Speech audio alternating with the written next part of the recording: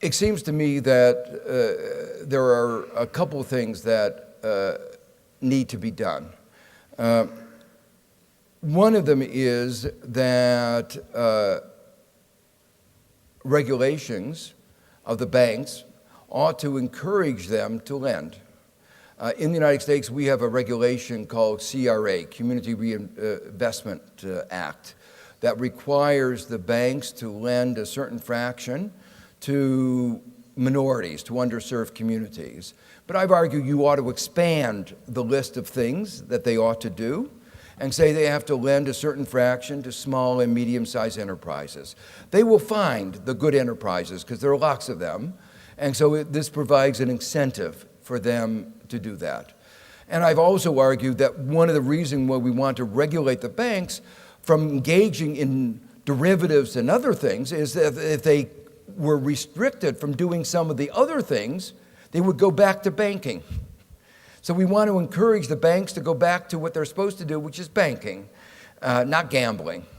And so that's one set of actions that I would undertake. And that's within the scope, I think, of the regulatory authorities in Spain. The second thing I would do is create a lending facility. The United States spent $700 billion in what was called, euphemistically called, the Troubled Asset Recovery Program, helping the banks that had been engaged in toxic mortgages. One of my criticisms was that was backward-looking. It would be better if you were forward-looking. Use some of that money to create a new bank, new institutions focused on small and medium-sized enterprises, or new facilities that would be partial guarantees. Now, we have some of these already, but they need to be expanded. For instance, in the United States, we have the Small Business Administration, and it provides loans, or actually helps guarantee partial guarantees for loans. It's been very successful. One of the most famous successes is Federal Express. When I mention Federal Express, everybody says, well, what is it doing giving a loan to a big business? The answer is every big business begins small. Federal Express began as a very small company, and it opened up a whole new industry of overnight delivery that has created literally tens of thousands of jobs. And so it began with the SBA loan. So I would expand that, those kinds of credit enhancement loans and partial loan guarantees that would help enhance the flow of credit. I think there are some other things, though, that are important. The world has become more globalized, and with globalization, one needs to help small businesses interface with the world. So common marketing, and sometimes purchasing inputs, incubators.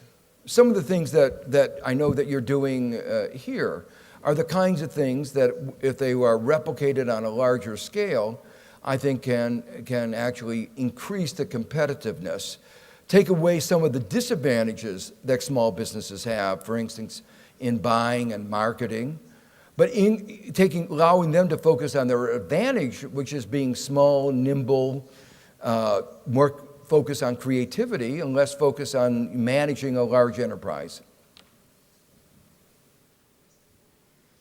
Següent pregunta. Doncs per on comencem? Comencem per la taula 15, si us plau.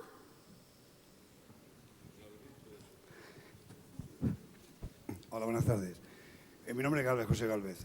La pregunta es que después de escuchar a usted y ver todo lo malo del programa del sistema capitalista que nos está explicando, la pregunta es, si los teóricos del capitalismo nos están diciendo un panorama tan negro y tan umbrío que nos presenta a corto o medio plazo, la pregunta es, ¿cuándo habrá otros teóricos que empecemos a plantearnos qué sistema somos capaces de darle a la humanidad a corto o medio plazo que no sea sistema capitalista, si es que lo hay.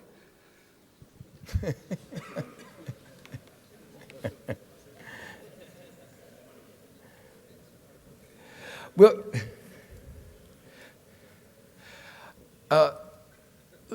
let me be a little bit more positive than I've been, perhaps, which is that there are many strengths in the market economy. I mean, we have to remember the enormous successes of the market economy in raising standards of living over the last 100 years. The problem, to me, is that the success of the market economy requires maintaining a balance between the market and the government, civil society, the various parts of our society. And what happened in the United States is that we lost that balance. And so what we really need to do now, and I think this is the most important lesson of the crisis, and I'm really glad you asked the question, the most important lesson is to restore that balance. And part of that balance is to realize that there is an important role of government in restraining the private sector from doing abusive, the excessive risk-taking, the predatory lending, the various kinds of abuses that the current crisis has shown.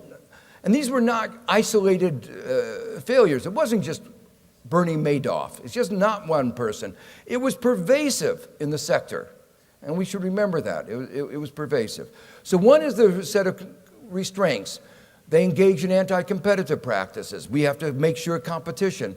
You can always make more money if you destroy your competitors than competing in a competitive marketplace.